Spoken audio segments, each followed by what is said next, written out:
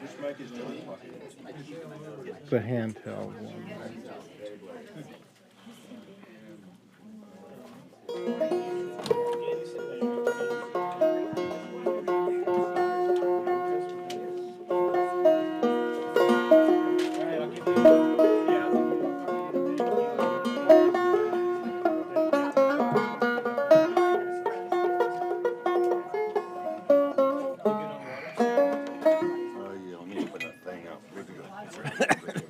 Thank you.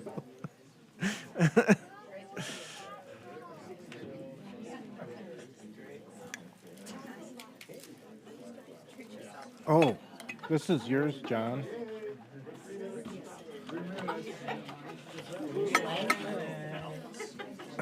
So, Bill has one, you have one, and then our lead producer.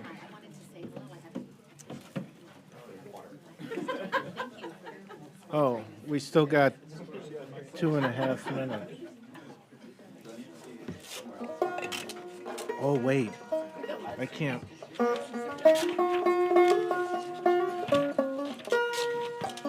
So, John, I'm gonna introduce this, and then I'll turn it over to you.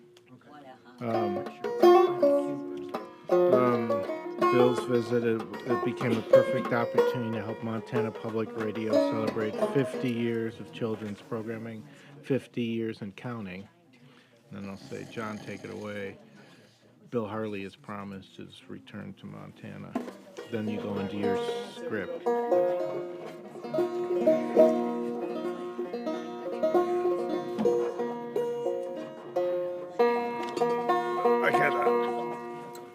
Hi there, Bill. Can you hear me in there? I can. Can you give me just a little bit of some talking and such, please? Yeah, hi. That's great, thanks. Yeah, it's about as much as I could do. Anyone's children need coffee? We got it.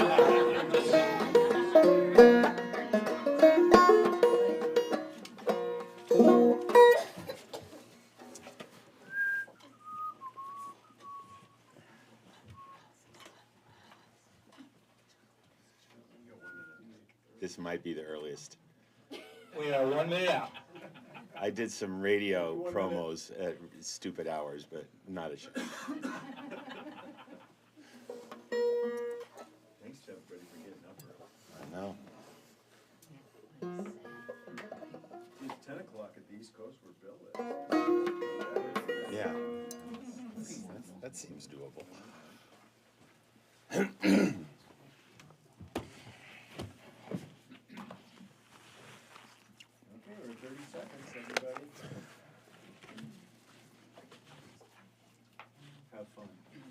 We are 30 seconds out. I know you're nervous. It's okay. We'll be all right. The audience should be nervous. They should. You should be nervous. I'm getting ready to pass out. Sam, be quiet. Have fun, everyone. I'm really excited for this. Okay, here we go. 5 seconds.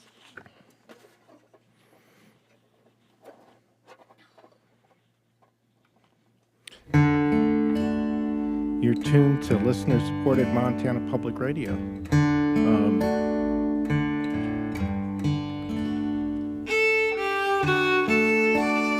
Hey, I'm Beverly from Missoula. This is listener-supported Montana Public Radio.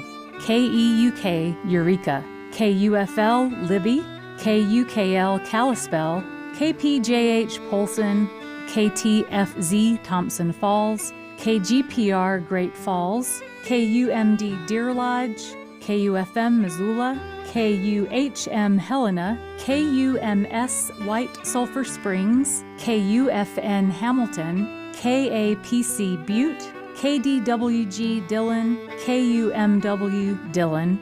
Listen online at mtpr.org or ask your smart speaker to play Montana Public Radio.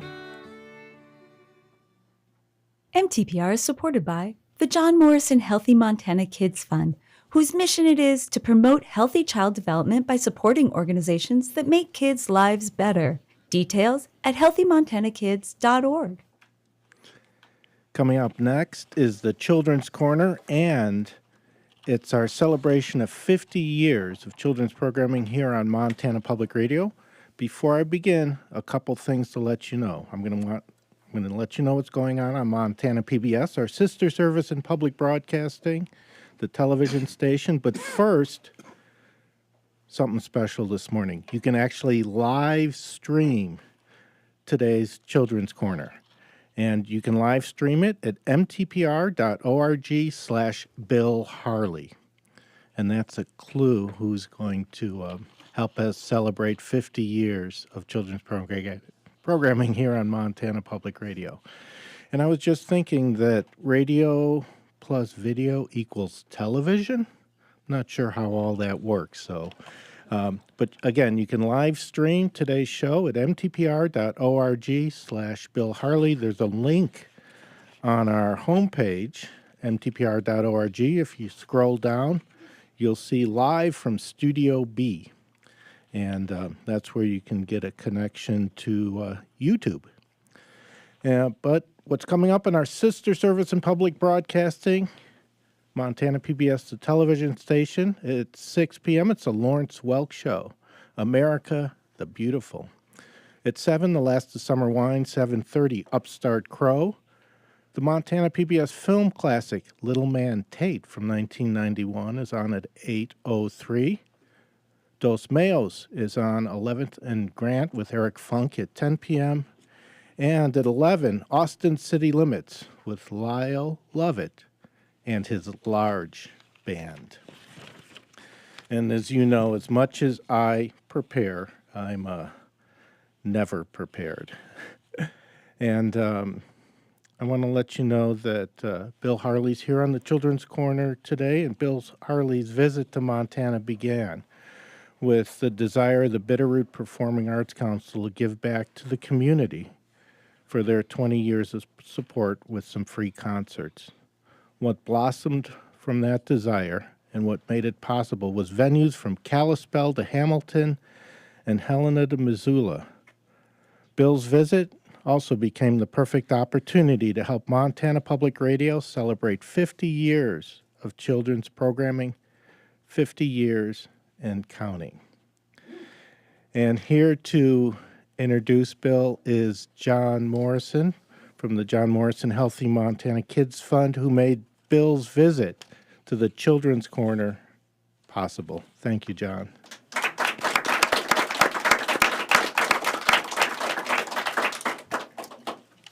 Thank you, Sam. Well, Bill Harley, as promised and as you said, has returned to Montana for a week of concerts to celebrate 50 years of children's programming on Montana Public Radio.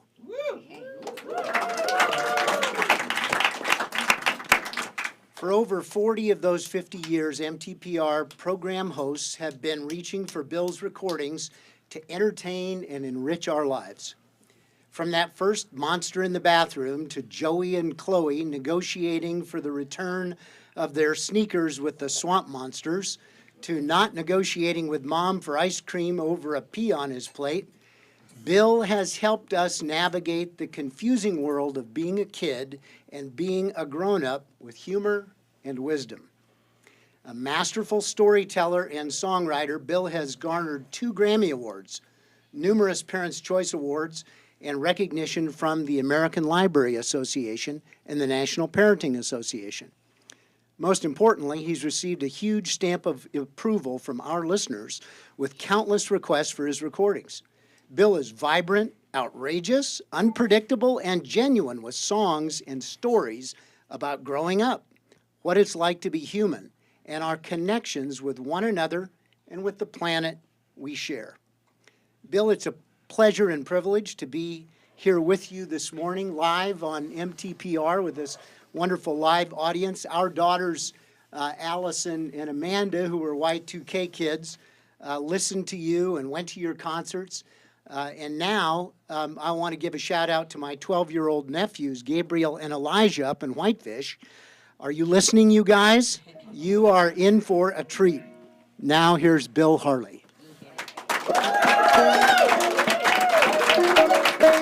Thank you, John.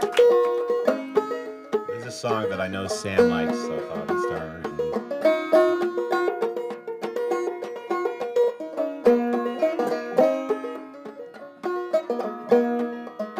The night was dark, deep as sin. It seemed that it would never end. I leaned my head against the wall. That's when I heard the first bird call. A pure and simple melody, a few clear notes, what might be a song so fleeting, here and gone, the promise of the coming dawn.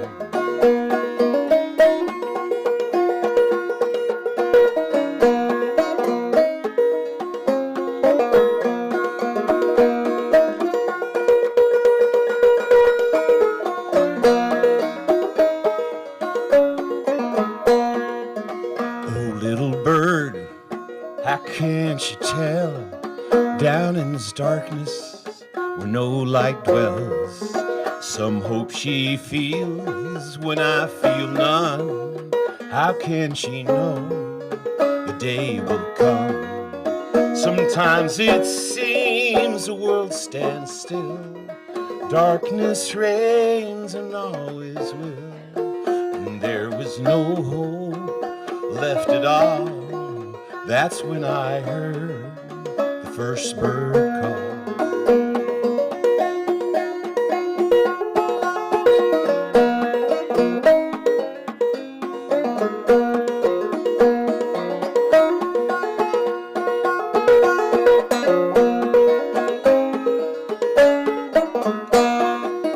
And though the night goes on and on, the world is turning towards the dawn. When there's no hope left at all, that's when we hear the first bird call. And when there's no hope left at all, that's when I heard the first bird call.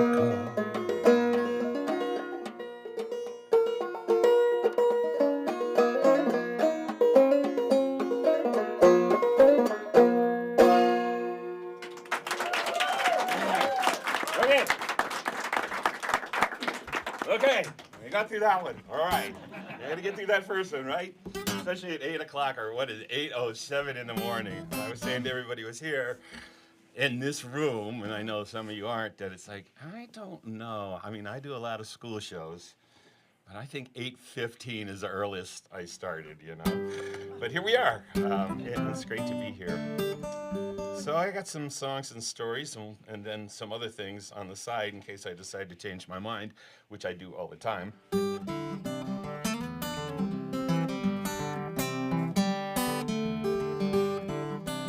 Here's one.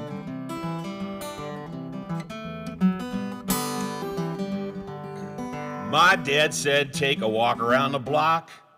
Put on your shoes and socks, take a walk around the block. You're driving me crazy, it's got to stop. Get outside and take a walk around the block. I walked out the door, I walked down the street. I said, howdy do to everybody I meet. I got home about noon. My dad said, you're back too soon. Hi, Dad. How did you get back so fast? I ran. I said, take a walk around the block. Oh, okay. My dad said, take a walk around the town. Quit hanging around, take a walk around the town. You're driving me crazy with your running around. Get outside and take a walk around the town. I walk by the stores, I walk by the school, by the post office and the swimming pool. I got home about 1:30. My dad said, you cannot be done. I'm back.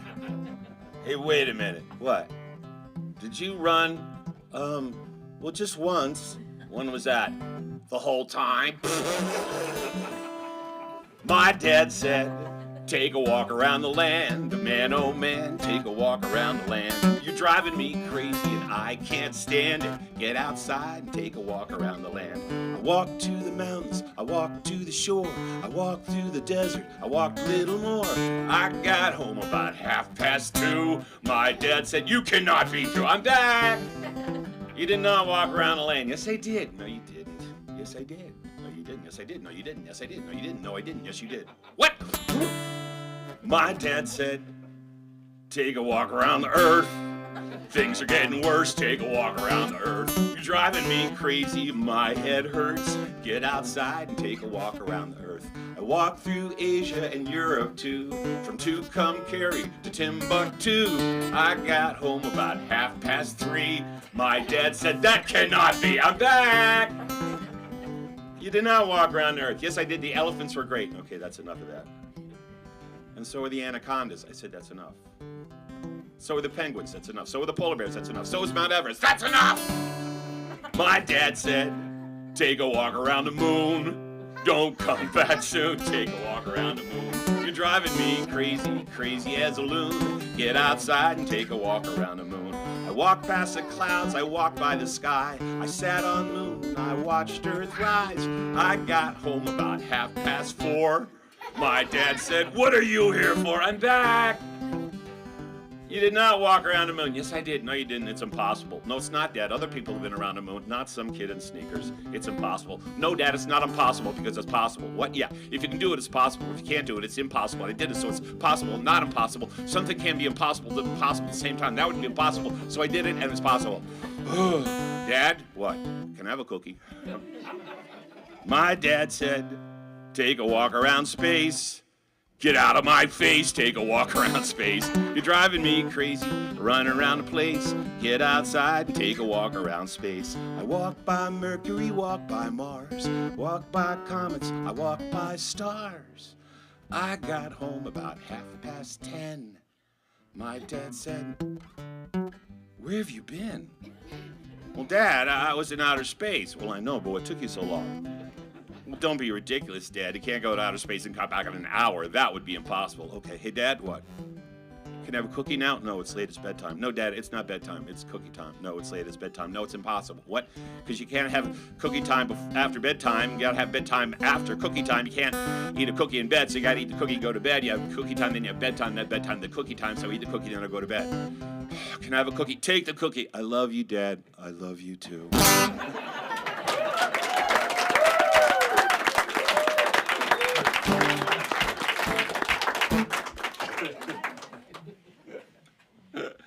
Okay. Okay, I've got a song now, and it's gonna require some help from the audience, so. And if you're listening, I can't see you, so if you raise your hand, I can't call on you. So you can raise your hand, but anyway, it's got a part for you. I'll see if I can teach the hand motions. Yeah. Oh yeah, this is like a video thing. We could do that too. You know, it's a funny thing about video and radio. Like one of the things I love about radio, it's like the pictures are in your head. That's what's great about storytelling. It's like I'm doing something and then I'm making faces, you know, and stuff that help. But really, it's the words that do the magic. It still blows my mind. But anyway, here's a song.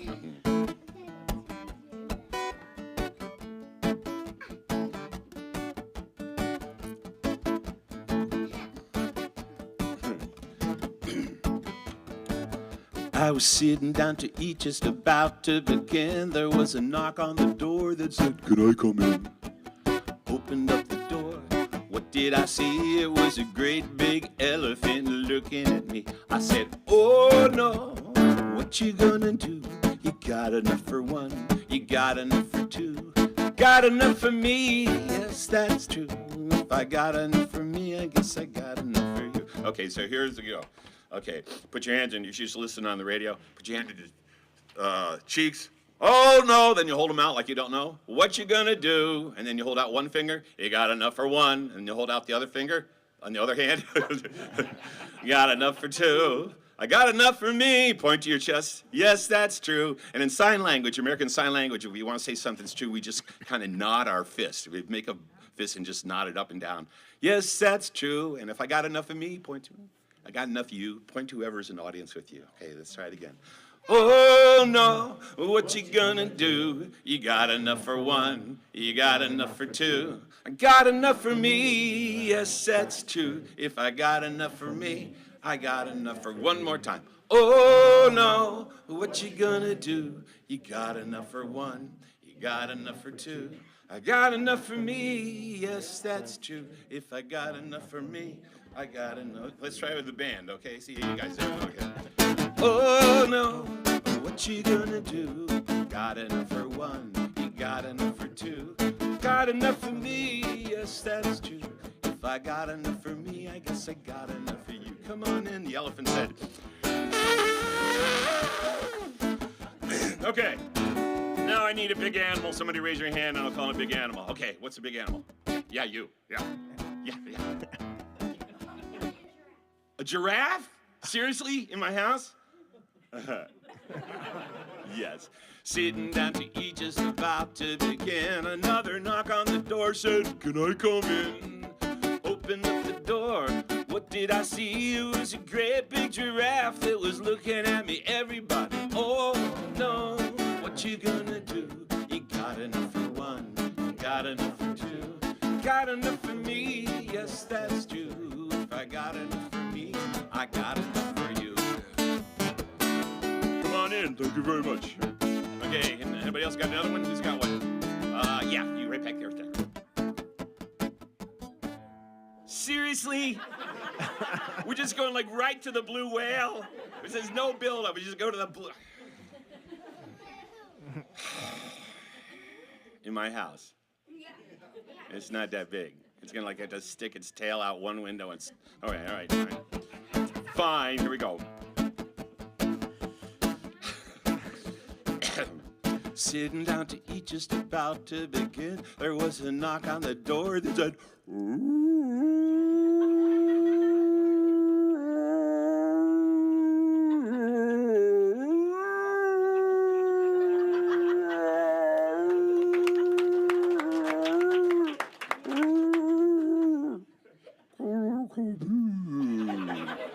I opened up the door.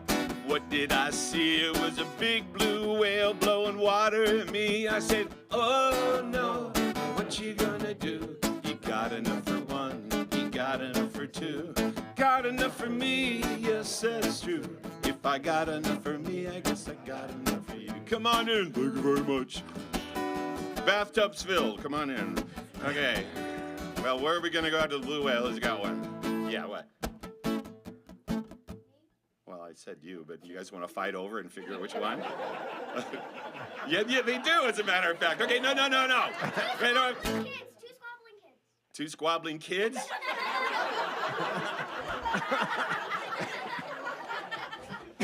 Okay. I've been singing this song a long time, but I have never had two squabbling children in the song. All right, is that right?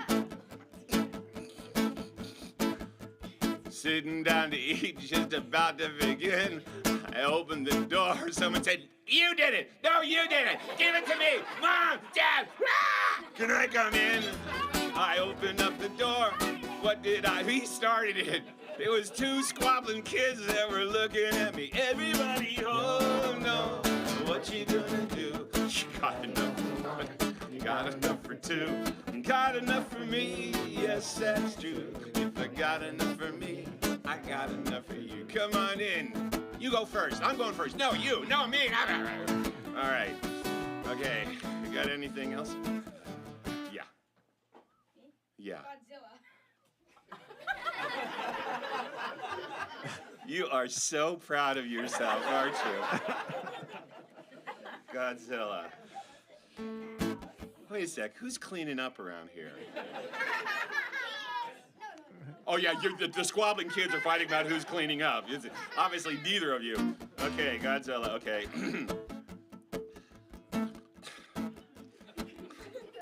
This This is like the weirdest one I have done in a long time. Right? Like people usually say like hippopotamus and stuff like that. It's just gone downhill right from the blue whale. There we go. Sitting down to eat, just about to begin. There was a knock on the door that said,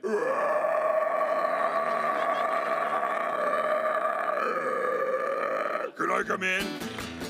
I opened up the door. What did I see? It was Godzilla looking at me. Everybody, oh no, what you gonna do? Got enough for one, you got enough for two. I got enough for me, yes, that's true. If I got enough for me, I got enough for you. I got the last one, all right, okay. This is out of hand.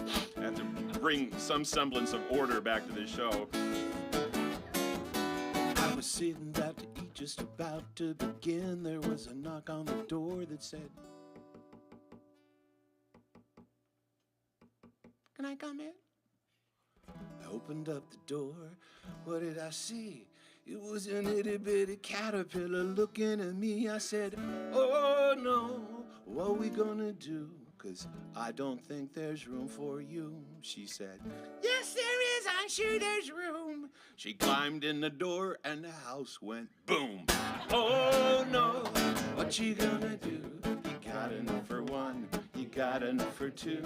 I've got enough for me, yes, that's true. If I got enough for me, I got enough for one more time. Oh no, what you gonna do? Got enough for one, got enough for two. Got enough for me, yes, that's true. If I got enough for me, I got enough for you. Okay.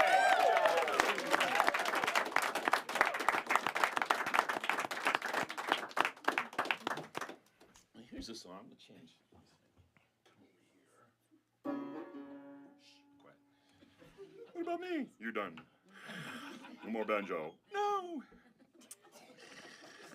So I wrote this song for years and years. So I live in Seekonk, Massachusetts, which is it's an hour south of Boston, but it's about 15 minutes from downtown Providence, Rhode Island. So we go back and forth almost every day, back across the state lines. And Providence is where I've done a lot of work. And I, for years and years, done benefits for the Rhode Island Food Bank during the holiday seasons, and I wrote this song for one of the shows, and they've used it in their promo stuff. It kind of fits in with the "Got enough room, got enough for me, got enough you, got enough for me." And there's got a little echo part here. I'll kind of nod to you. You can see when.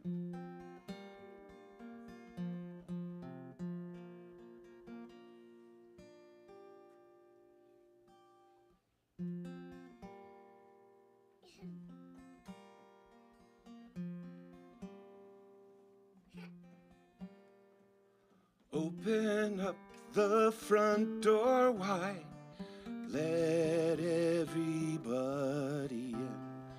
Wait till everyone's inside before you let the meal begin. No need to hurry, everybody gets the call. Don't need to worry, 'cause there's enough room for all. I want a big table where everyone fits.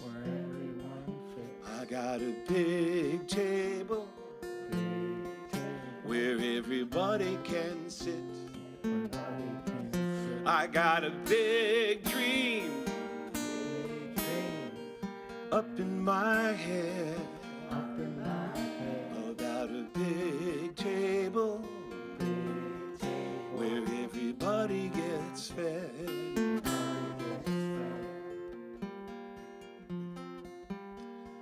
Take a look around us and tell me what you see. For all the wealth surrounding us, there's still people hungry. Isn't it a strange thing? Still so many mouths to feed. Couldn't we rearrange things so everyone had what they need? I want a big table where everyone fits. I want a big table where everybody can sit. I got a big tree up in my head about a big table where everybody gets fed. When you look at all that we've been given, can we make a world that we can live in?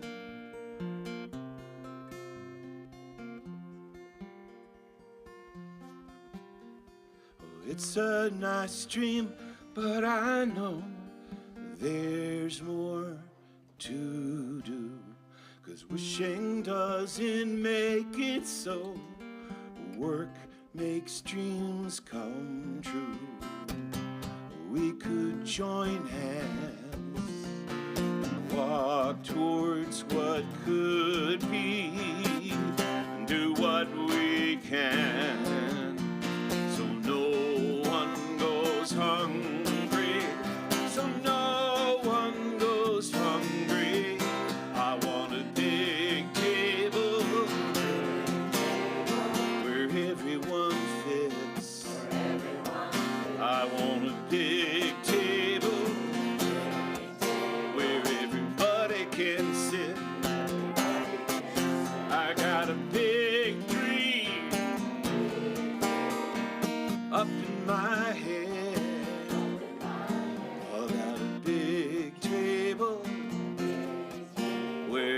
Everybody gets fed. Where everybody gets fed.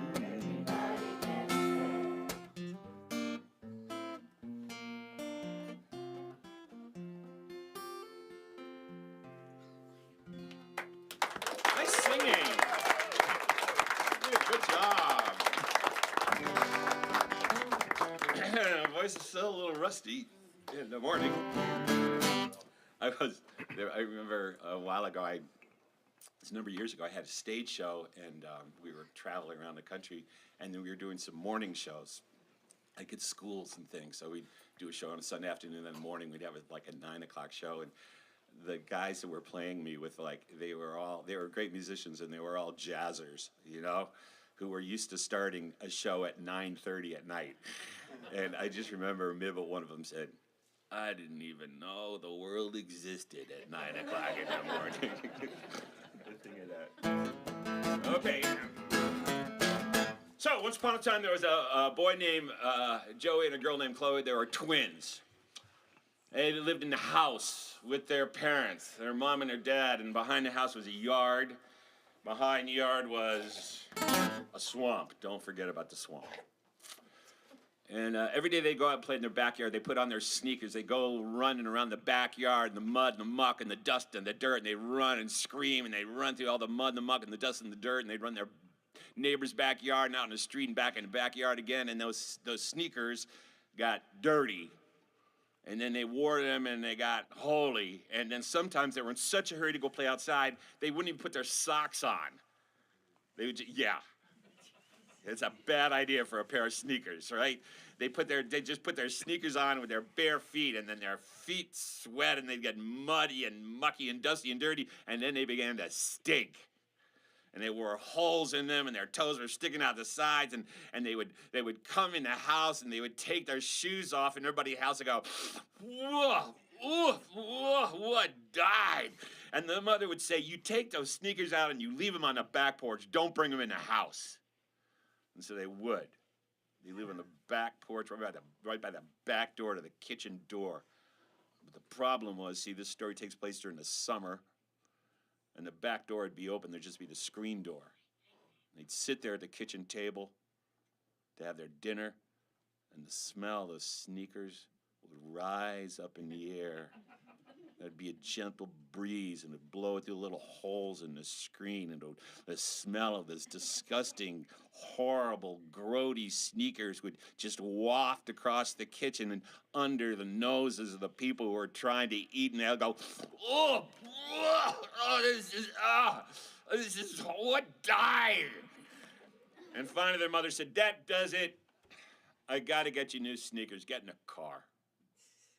So they climbed in the back seat of the car, and their mother drove them to the shoe store. It was like one of those mega stores that have 1 million of everything. Like there's not enough.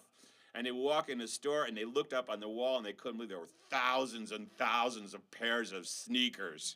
Sneakers all different sizes and colors and shapes. And the most expensive pair of sneakers on the wall was $278,000. The cheapest pair was like $196. But when Joey and Chloe walked in the store, they looked up on the wall, and they didn't look at those really expensive sneakers. They didn't look at the cheapest sneakers. They looked up on the wall, and all their eyes, all four of them, glued, boom, right then on this one pair of sneakers. And both of them, oh my gosh, they were bright orange and green and hot pink, and they glowed in the dark. And they had super cantilevered, elevated, double cushioned, hyperventilated soles with 17 racing stripes running back and forth, sideways, slantwise. Made them look like the shoes were going 89 miles an hour without moving. They had 54-inch shoelaces and straps of Velcro. They said, Mom, we want those sneakers. Those are the ones we want. She said, no, they're $18,000. They said, Mom, if we don't get those sneakers, we're going to die. And she said, I'm sorry to hear that. She said, Mom, we'll take out the garbage. You're supposed to do that. We'll walk the dog. You're supposed to do that. Mom, they said, if you buy us those sneakers, we will not whine for a whole week. And their mother said, deal. But I don't want you to get those new sneakers dirty. And Joe and Chloe said, Mom, we would never do that. And the mother rolled her eyes and said, yeah, right. So they tried on the sneakers. They got the right size, and the man in the shoe store went back in the back room where all the billions of sneakers are, and he came out with these boxes. And he opened the boxes, and there was like orange tissue paper in the boxes, and he put those sneakers in the boxes. The boxes were almost as cool as the sneakers themselves. And he gave them to Joey and Chloe, and they cradled those boxes, and they got in the back seat of the car, and they drove home with $36,000 worth of sneakers in it. And they got home, and they ran inside, and they took off their dirty, holy, stinky, smelly sneakers, and they opened up the boxes. They pulled back the orange tissue paper, and they put those sneakers on, and they began to run around the house. And their mother said, stop running. They said, we can't help it, Mom. These shoes are going 89 miles an hour without moving. And they ran through the kitchen. There was like a little circle. You run through the kitchen, the dining room, the living room, kitchen, dining room, living room. She said, don't do it here. They ran upstairs. And then they ran down the basement. They ran up there. They were all running all over the place. Finally, they stopped in the kitchen. She said, Mom, can we run outside? She said, no, those are your dress sneakers. She said, Mom, please. I said, no. She said, Mom, we'll die if you don't let us run outside. She said, I'm sorry to hear that. Mom, we'll walk the dog. You're supposed to do that. We'll take out the garbage. You're supposed to do that. Mom, if you let us run outside with these sneakers, we won't whine for 2 weeks. She said, that's unbelievable. It's a deal. But listen to me. She said, whatever you do not get those sneakers dirty, and do not go in the swamp. And they said, Mom, we would never do that. And her mother rolled her eyes and said, yeah, right. And Joey and Chloe went out in the backyard.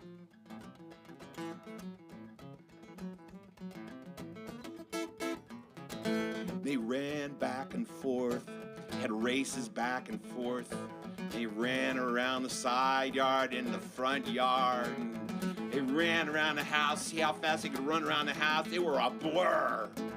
Faster than 89 miles an hour. Who knows how fast they ran in their neighbor's yard. The neighbor said, get out of the flowers, and they ran back in their yard.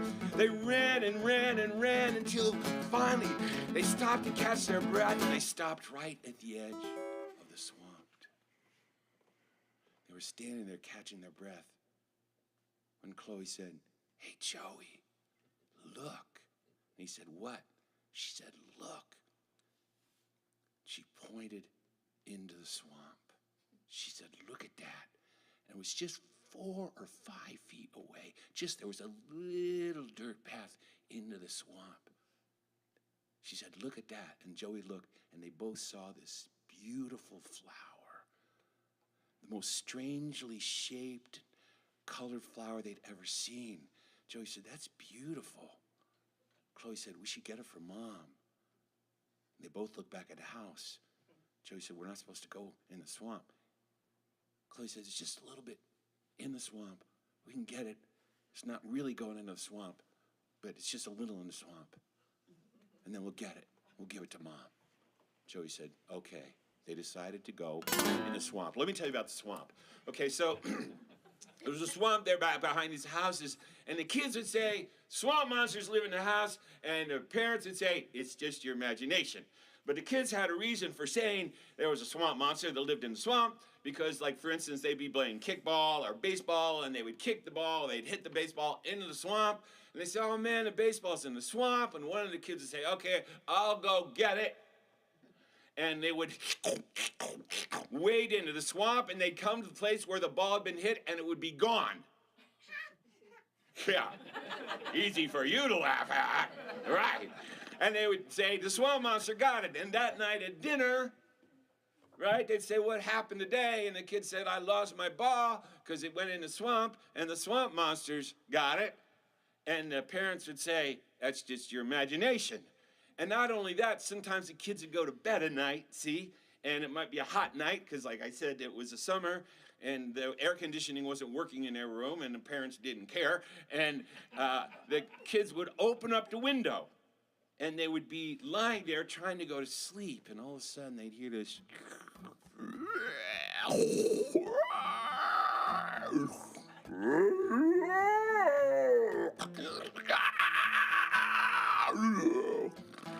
And they sit in their beds, they say, "Mom, Dad, Mom and Mom, Dad and Dad, whoever you are, it's the swamp monsters." And the parents would say, "It's just your imagination." So the kids would say, "Swamp monsters." Parents say, "Imagination." So Joe and Chloe looked back to see if their mom was watching, and they just walked into the swamp till they got to that flower. And Joey knelt down to pick it. When Chloe said, "Wait," he looked up, he said, "What?" She said, "Look." And she pointed a little deeper into the swamp, just a little bit farther down the path, another 10 feet. And there was another flower that was more beautiful than the first. Joey said, "Whoa." Chloe said, "Let's just get that one, and we'll get out of here." So they walked down the path. They knelt down to pull that one. Joey said, "Look." Down the path a little further was another flower, better than the second. And then there was another one, and another one, and another one, and each one more beautiful than the one that had come before, until they were deep in the swamp, deeper in the swamp than they'd ever known you could go. And they came to the most strangely misshapen and colored flower, a color they had never seen, a color that didn't even have a name. And Joey said, "This is it." Chloe said, "Let's get it and get out of here." And Joey knelt down to pull it, and just as he was about to pull it, something said, "Boogity, boogity, boogity." Joey said, "What did you say?" Chloe said, "I didn't say anything." "Oh, I thought you said boogity, boogity, boogie." "No, I didn't." He said, "Okay," and went to pull it, and something said, "Boogity, boogity, boogity." Joey looked up at Chloe, and Chloe just shook her head. And they both turned and looked, and standing over them, towering over them, was a swamp monster. Boogity, boogity, boogie. And it dangled its long arms over them. It said, "Boogity, boogity, boogity." And it reached out for them, and Joey and Chloe said, "Ah!" And they ran. They turned and they ran through the swamp, down the path. Unfortunately, behind them, they heard the swamp monster glumphing after them. Boogity, boogity, boogity, boogity, boogity. Joey said, "It's going to catch us." Boogity, boogity, boogity. It was coming closer and closer. They could feel its hot breath breathing on their necks. They could see his fingers reaching out for them. Boogity, boogity, boogity, boogity. He said, we're not going to make it. Chloe said, let's take a shortcut. He said, that's not a path. She said, follow me. And they waded into the swamp. Bad idea. They waded through this very skimulous part of the swamp, and the swamp monster was following them. Boogity, boogity, boogity, boogity. They waded through this very subibulant part of the swamp, and the swamp monster was after them. Boogity, boogity, boogity. And they came to the most barsnickers part of the swamp. The swamp monster was getting closer and closer, when all of a sudden their feet were moving slower and slower, and they got stuck in the swamp.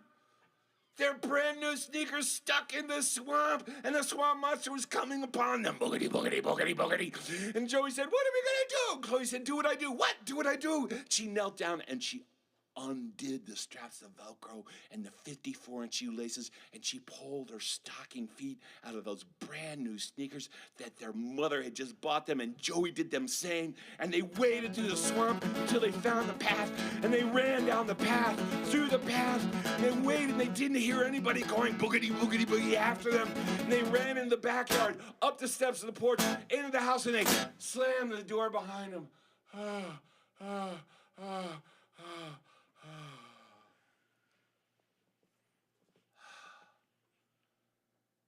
And they went up into their rooms, and they took off those socks that were filled with swamp mud and dirt and water. They took them into the bathroom sink, and they took some shampoo, and they poured it in the sink, and they rinsed out those socks and squeezed all the swamp juice out of it. And then they took them into their rooms, and they hung them out the window, and they put the window down on top of them so they could hang out and dry. And they had just done that when their mom said, dinner time, guys, come on. They went down to dinner. They sat at the kitchen table. Their mom and dad sat down. Their dad said, well, I hear we did some shopping. Let's see what we got. And he did what they hoped he would not do. He looked under the table. He said, you guys, what are you doing in your bare feet? They said, it's summer, Dad. He said, go put your sneakers on. They said, no, that's not a good idea. Chloe said, yeah, like we would probably spill food on them or something. He said, no, man, I want to see what we maxed the card out on. Go put those sneakers on right now. They said, no, Dad, we'll do it later. We'll show you later. He said, no, I want to see them. Their mother said, yeah, go put them on. Go upstairs. And Joey said, well, if we go upstairs, we can't put them on. And their mother said, why not? Well, because they're not upstairs. And then she leaned over and she looked at them and she said, where are they? And Joey and Chloe said, the only thing you can say when you don't want to lie and you're just hoping something else is going to happen, they said, what? And she said, where are your sneakers? And they said, we know where they are. Where are they? We know exactly where they are. Where? Oh, they're in the swamp. What? Yeah. Well, I told you not to go in the swamp. Yeah, they said, yeah, I know. They both said, no, we didn't. I mean, no, because we always do what you tell us to do, and we didn't. And we didn't at first, but then, Mom, we saw this flower.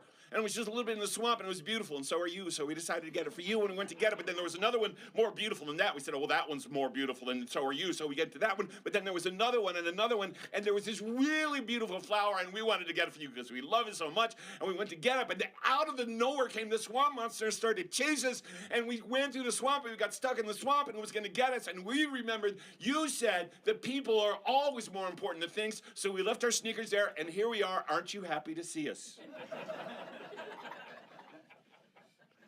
And their mother rose from the table and looked at them with her beady little eyes. And she said, Joey and Chloe, you go out on the back step, you put on those dirty, holy, stinky sneakers, and you march right back in that swamp, and you get those sneakers. Joey said, yeah, Mom, it's getting late. And she said, I don't care. And Chloe said, Mom, what about the swamp monster? And she said, who would you rather deal with?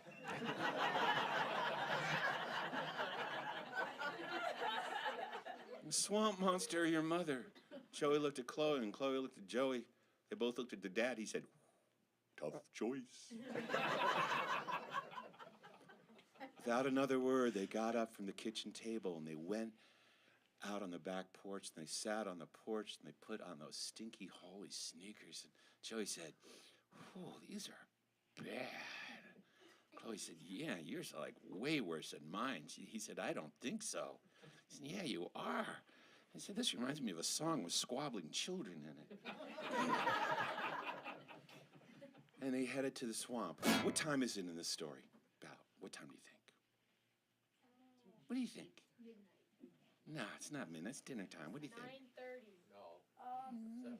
You're gonna be a but anyway, yeah, around to that. What's happening right now outside? What's happening right now? The sun's going down. It's getting dark. Good time to go in the swamp? Nope. I don't think so. No. But they went in the swamp, down the path. They said, let's just get these sneakers and get out of here.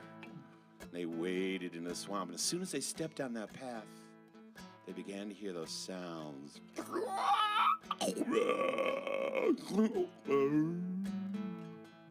Joey said, what was that? Chloe said, just your imagination. They headed deeper and deeper into the swamp.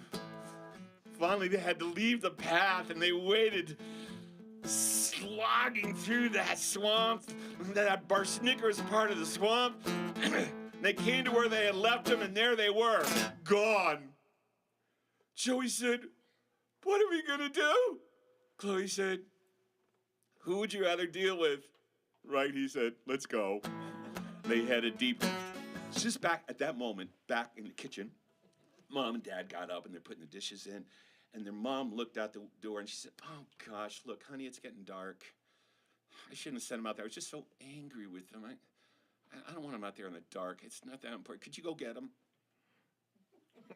What? Yeah, I don't want them out there in the dark. Go get them in the swamp. Their dad said, oh, no.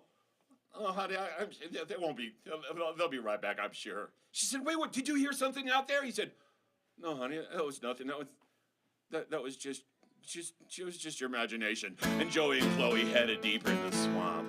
And they noticed as they headed into the swamp, all those sounds that they had heard, they noticed. It's like really for the first time, they all seemed to be part of something working together. Like the swamp was just this one living, breathing thing, breathing in and out. This rhythm, this pulsing. They went deeper in the swamp when suddenly up ahead they saw something glowing. They said, what is that?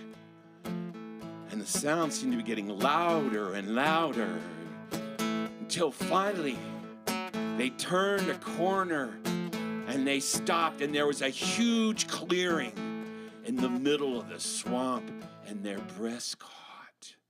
They were looking out into a clearing, and in that clearing there was a great, huge circle of dozens and dozens of swamp monsters. And they were all dancing around the circle in the swamp, and they were wailing.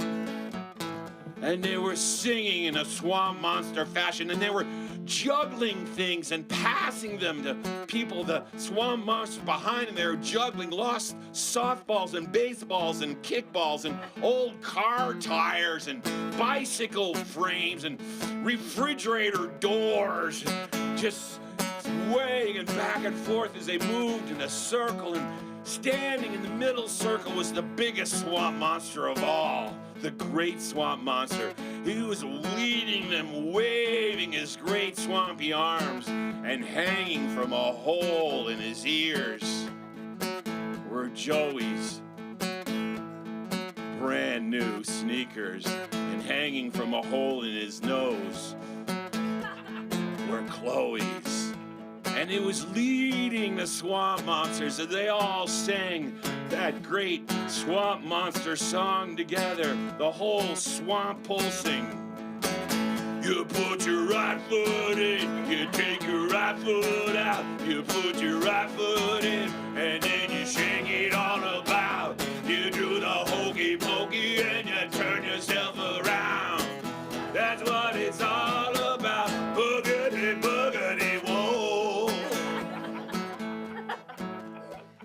Joey said, I can't believe it. Chloe said, how come he had to hang my sneakers from his nose? Joey said, Chloe, what are we gonna do? Chloe said, what do you mean, Joey? We've come this far. Are you gonna turn back now? Joey said, no, Chloe. I hate to do it, but we're gonna have to go in there. Let's go. And they stepped into the clearing.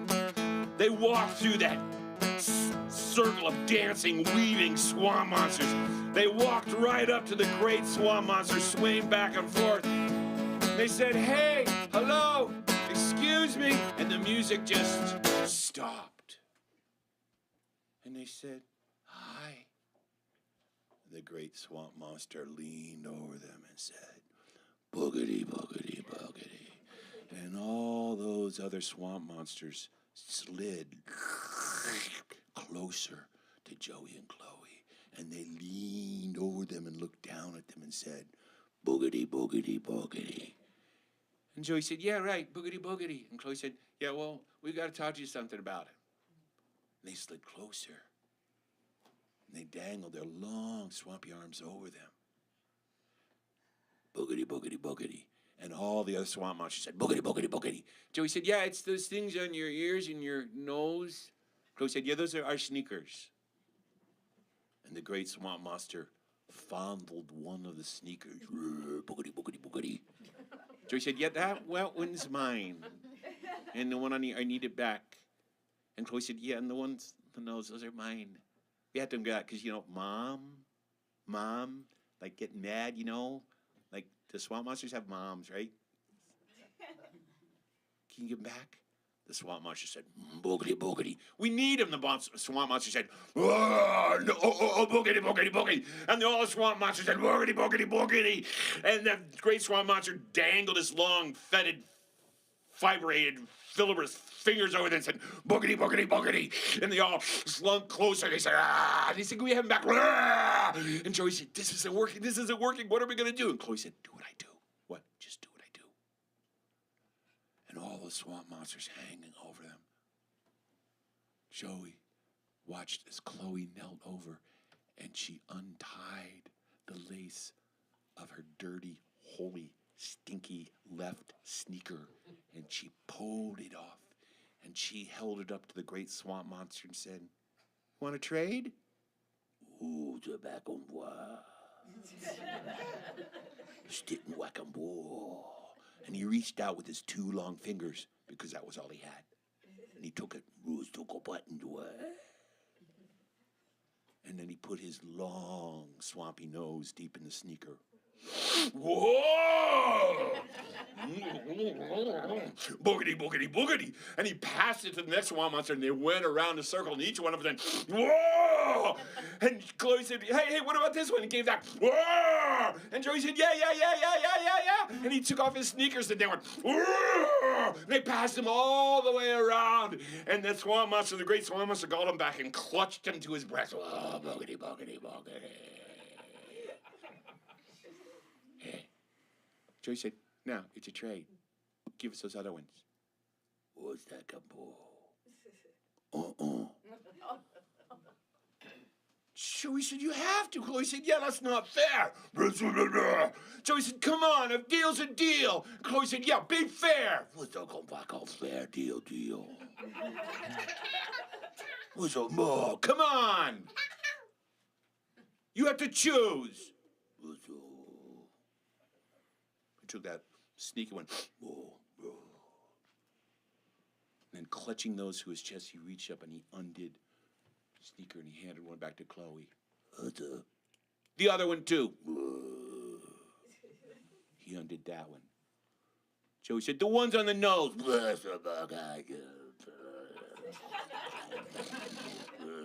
And handed him back. And Joey said, thanks. Chloe said, thanks. And the great swamp monster held up those sneakers and said, boogity, boogity, boogity. And the other swamp monster said, boogity, boogity, boogity. And Joey and Chloe said, right, boogity, boogity, boogity. And they stepped out of the circle and they tiptoed out of that opening, that clearing. And as soon as they did, the music started again.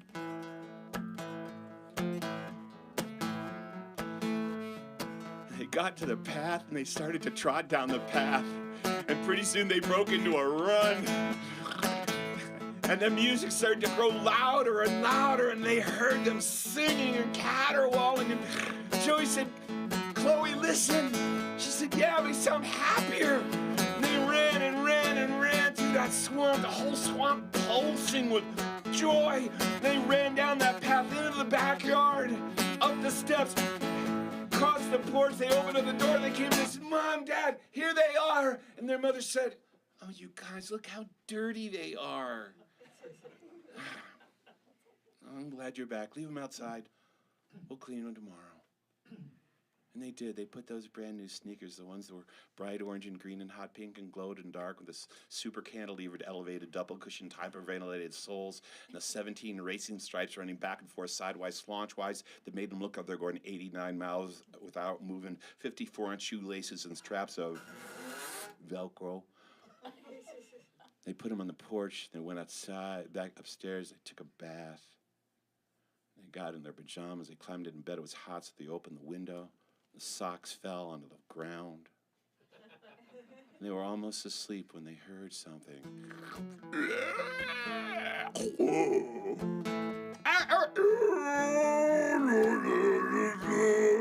They sat up in their bed, smiling, and they said, Mom, Dad, listen, it's a swamp monster, you can hear him. And their parents called up, it's just your imagination. And Joey and Chloe said, right. You put your right foot in, you take your right foot out. You put your right foot in, and then you shake it all about. You do the hokey pokey and you turn yourself around. That's what it's all about.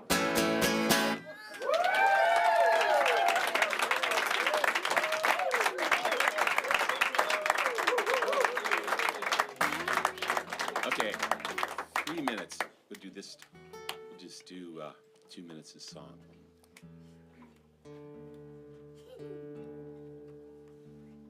It's a part for you. Standing in the valley where the river runs, warmed by the light of the morning sun, I open up my mouth and I start to sing. The voice comes back and the mountains ring. Hello, hello, you, echo, is that you? Can you hear me? Call you, echo, you. Sing it out loud when there's no one there. Might seem kind of silly, but I don't care. And I hear my voice come back again. Sometimes it seems I'm singing to my best friend. Hello, hello, you, echo, what's new? Sunshine, nice day. I'm fine. Okay.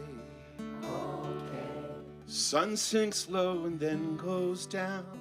This old world keeps turning round. Sky grows dark, the stars all shine, and I call out to that friend of mine. Hello, you, echo, days through, starlight, moonbeams, echo, sweet dreams, echo, sweet dreams. Good night. Go to bed. Right now. I mean it. I don't want to come in there. All right. Good night.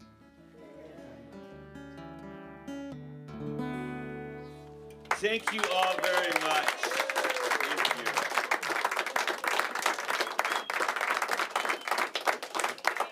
Well, we're going to get to some station business, and we'll be back with the birthday celebration and hosts of children's programming, past and present.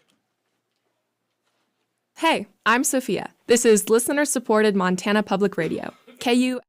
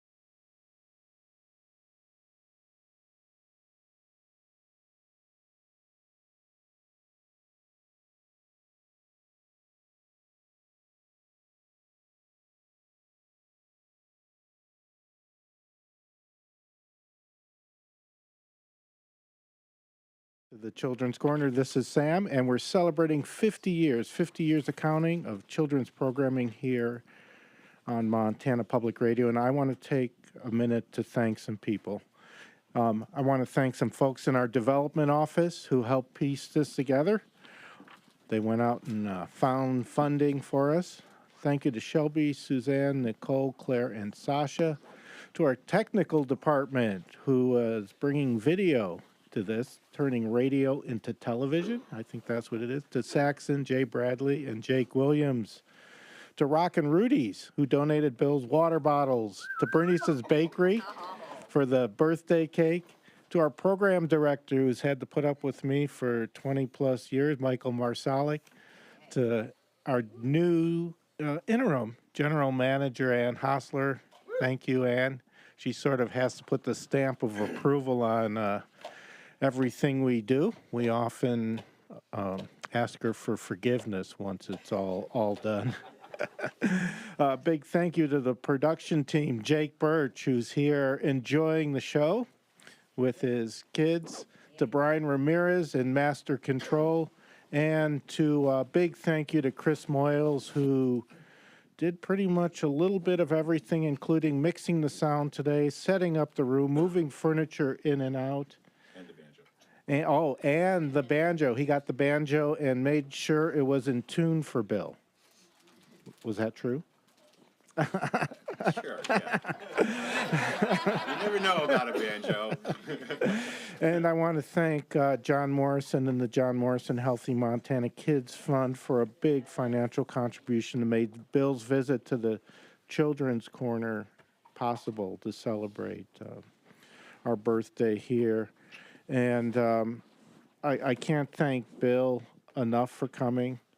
But a bigger thank you goes out to his wife, Debbie, who made this possible. And when I first reached out to her, she thought it was a sweet idea. And within 48 hours, she made a commitment to come to Montana for a series of concerts and celebrate our 50 years of programming.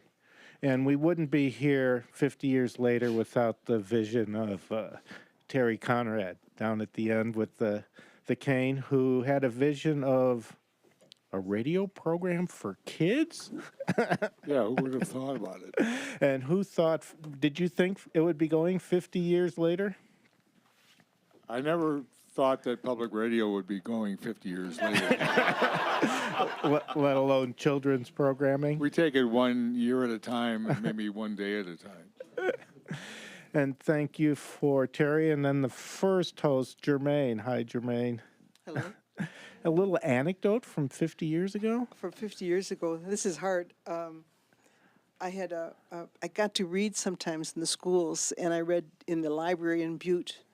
And it was close to Christmas, and so I decided to be traditional, and I read The Gingerbread Man. And when the fox eats up the cookie, I realized when the kids look at you what they look like when they're thinking, "You're a meanie." I mean, they were so mad. They didn't want the cookie to be eaten. But then the other side, that's a negative, and then the positive was when I was reading in a school a story called The Faraway Tree. It's by Enid Blyton, a lady from 60, 70 years ago. It was a marvelous story, and the teacher said, "I'll be getting some work done over here." And I said, "That's fine."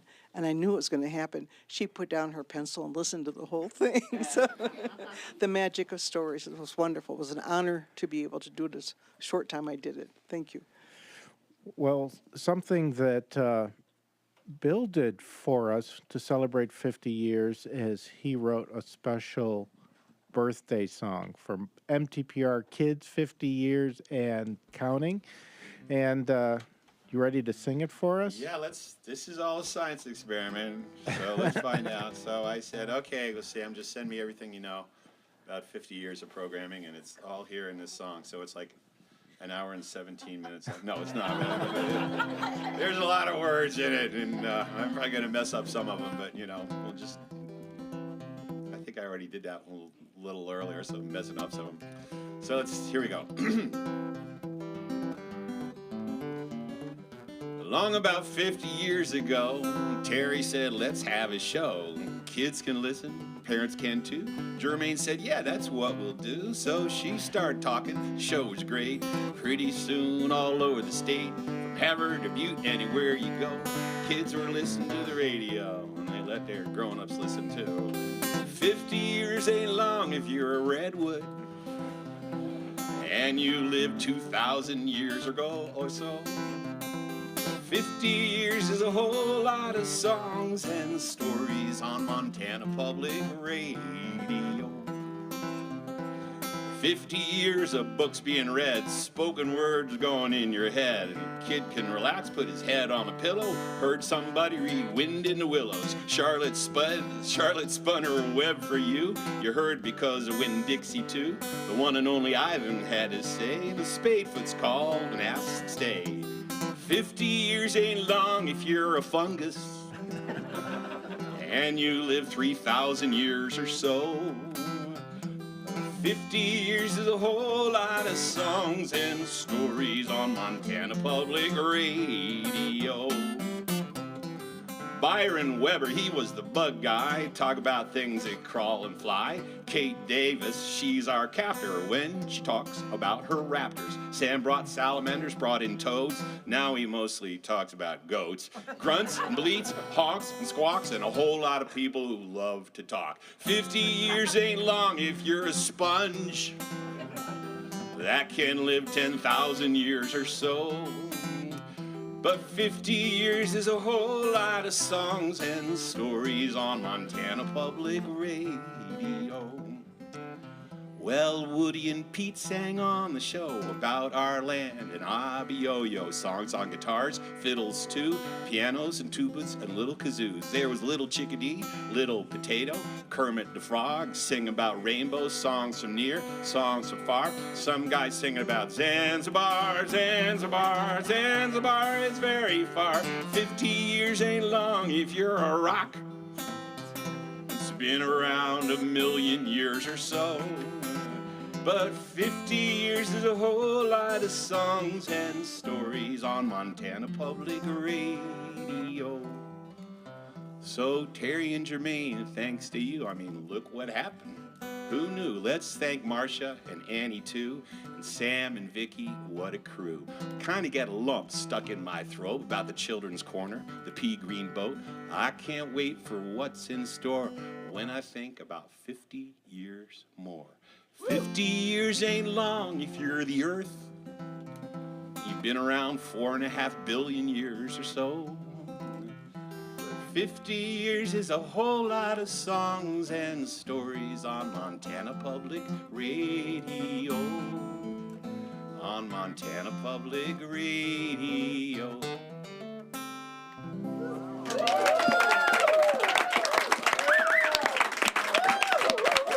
Thank you.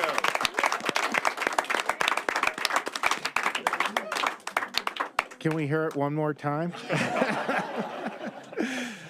Well, we have all the former hosts and Vicky, the new host, here, but we need somebody to blow out those candles on that cake. And I'm thinking that Ziggy and Marcia might do it because they're celebrating birthdays. Ziggy's birthday is tomorrow, and Marcia's.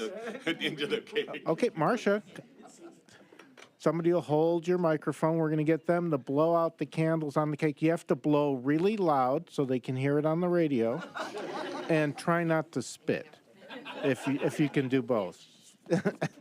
And you both get to make a wish. And you know what? Why don't all of us make a wish while they're blowing out the candles?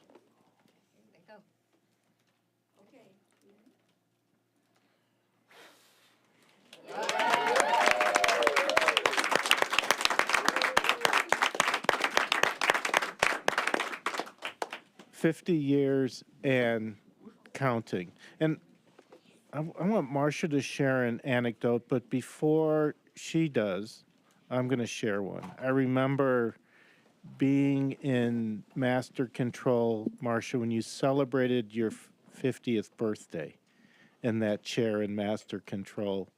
And As my grandmother would say, on her birthday, we'd wish her happy birthday, and she'd say, 21 and never been kissed. That's how old she was. But you were. My grandfather said that to me when he walked in on my 16th birthday. He said, he gave me a kiss on the cheek, and he said, now you can't say 16 and never been kissed. And I said, what makes you think I'd never been kissed?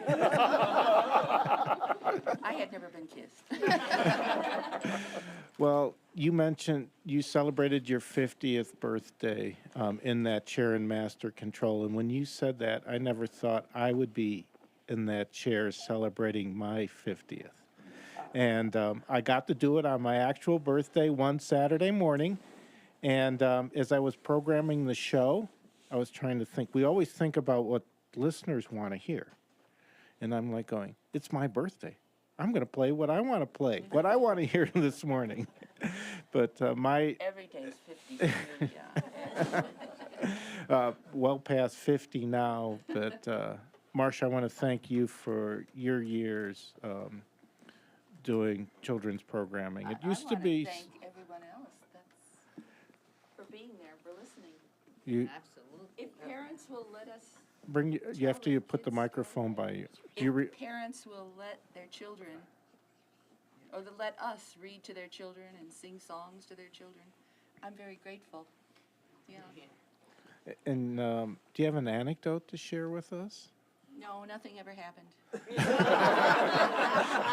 That's a quote from Bill Harley. You stayed up all night, nothing happened. Well, yours was, when you started, people would just walk into Master Control in the middle of the show and say hi. Yeah. And you always welcomed them, whether they had a box full of insects or maybe a bird or a boa constrictor python. Boa constrictor was the best, yeah. And that was Sam with a boa constrictor, yeah. On occasion now, goats get to visit Master Control. I'm very grateful. Sometimes some little babies need some help, and they're on bottles, and I've brought them into Master Control Saturday morning without management knowing. Did you have something, Jermaine? Yes. One of the ways that we got to know Marcia was her son Matt called while I was on the air. I had the use of a phone, and he called and he said, "Hello, this is Captain Robert from the Mississippi River." And he went on and told me a story, and he had me going. I thought, what? And then he must have said something. I realized it wasn't Captain Robert. I didn't know who it was. It was her son. And he called a couple more times after that, and she came in one day with a gift. And that's how we met. And when I ended up doing a different job and I had to quit the program, she took over for me. She couldn't believe I asked her to do it, but I had a hunch she'd be good. And that's how things happen around here in Missoula, Montana, huh? So she took over, and then when I was free to come back, she looked at me forlornly and she goes, "Well, Jermaine, it was a lot of fun. I'm glad the program is yours now." And I let her believe that for a minute. Then I said, no. You've done such a fine job. You continue. So that's how it goes. Yeah. It's fun. Because Matt started all that. Annie's here quiet. And the benefit of Annie having John Morrison between Annie and me is I usually say something and she ends up whacking me in the arm. Woo. Anything exciting happened during your tenure on the children's programming? Well, there were a lot of things that happened, and one of the ones that kind of stands out in my memory is I used to I would get phone calls from people in Forest Service lookouts who were, working as lookouts.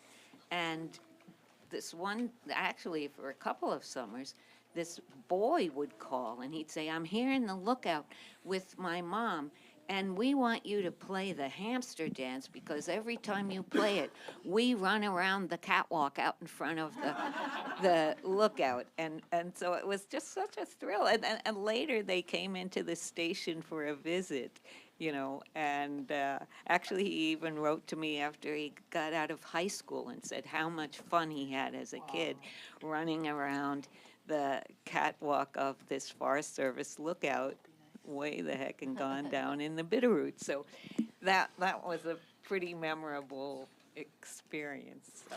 Well, they came down and visited you Yeah. here on the radio station. Did you go visit them up at the lookout No, I didn't. and run around the catwalk? I'm going to do that this summer. And I guess as a big group, we want to welcome Vicki, even though we welcomed her over a year ago.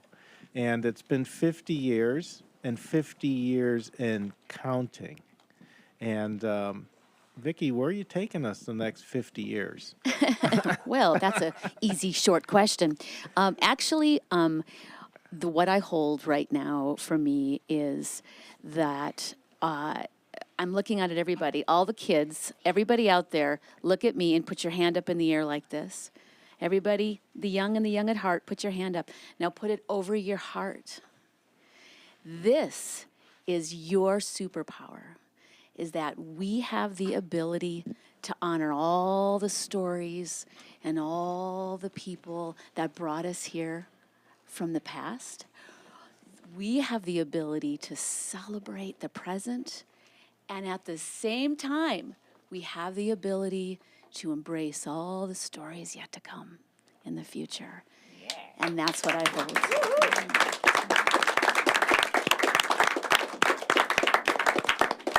And we have to go to Bug Bites at 9:29.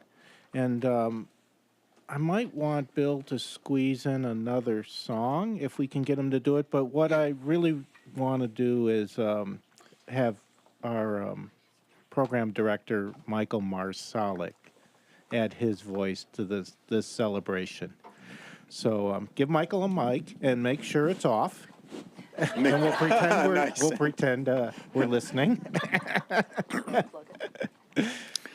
Just want to say, add my voice to the thank yous. So many thank yous to all of you that have contributed to children's programming, and to Terry, of course, for the amazing vision. And Sam, driving on a Saturday morning, I want to say a special thanks to you for bringing so much joy every Saturday morning on the Children's Corner, too. Let's hear it for Sam Mena. Yeah. Thank you. And Bill Harley, as a longtime friend of Montana Public Radio, we are so thrilled to have you back with us again, and thank you for bringing your wonderful spirit to Montana again and again and again, and we're just thrilled to have you here. Thank you. I'm really happy to be here. There is really, I've been all over the United States and beyond. There is nothing like this programming. It's unique, and it shouldn't be unique, but it is. So I'm just very grateful that it's here. And I can, as Bill told us earlier, he's even been to Mars. So he's been a lot of places. That's and right. I think we're going to have you play us out, Bill. But before, I want to let everybody know, and this is a reminder to me, to live simply, care deeply, love generously, speak and act in kindness, especially at home. That's the hardest place for me. And to listen to others with all your heart, especially those you might not agree with.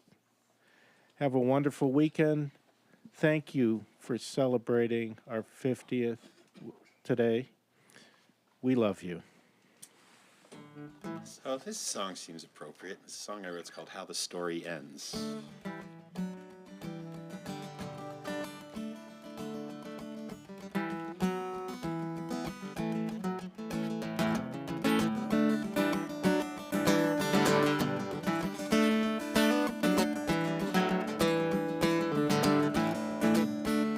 When you read a book, you read it line by line. The story comes to life as the tale unwinds, and you make a guess the ending goes, but you turn the page, 'cause you don't know. You don't know if it will come out right. You are afraid it won't, but still you think it might. And so you turn the page, hope the good guys win. But you don't know how the story ends.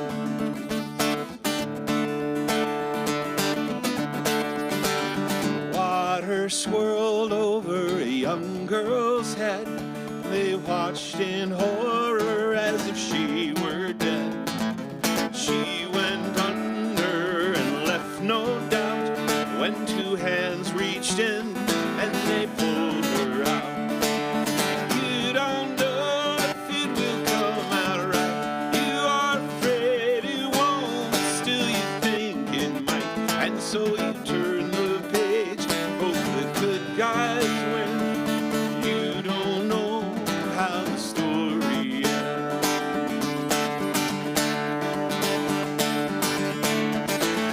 I was young and people asked of me.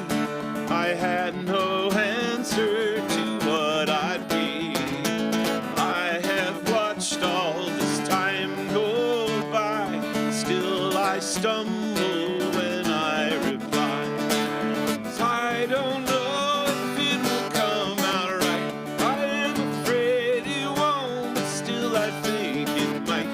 And so I turn the page, do the best I can. But I don't know how the story ends. So the world turns round day by day. Darkness leads our dreams astray. And some say they know, and they place their bets, but the ending isn't written yet. We don't know if it will come out right. We are afraid it won't, but still we think it might. And so we turn the page, do the best we can.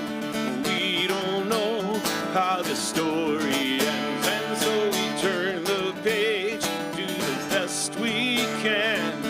We don't know how the story ends. Thank you all. Thank everybody out there. Being live radio, we have a minute left. Yeah, I know. Yeah, I know. Let me see. Yeah, right. I'm thinking of something for a minute. Oh, wait. When the teacher calls and says, "Did you get my note?" And she says she didn't get the one you wrote. Look in the backpack. Look and see. Down at the bottom, that's where it's bound to be. Okay, drifters, is your part. It goes like this. Down in the backpack, there's a big surprise. Down in the backpack, don't you wonder what lies down in the backpack? Something starting to grow down in the backpack. I think you better not go down in the backpack. Backpack.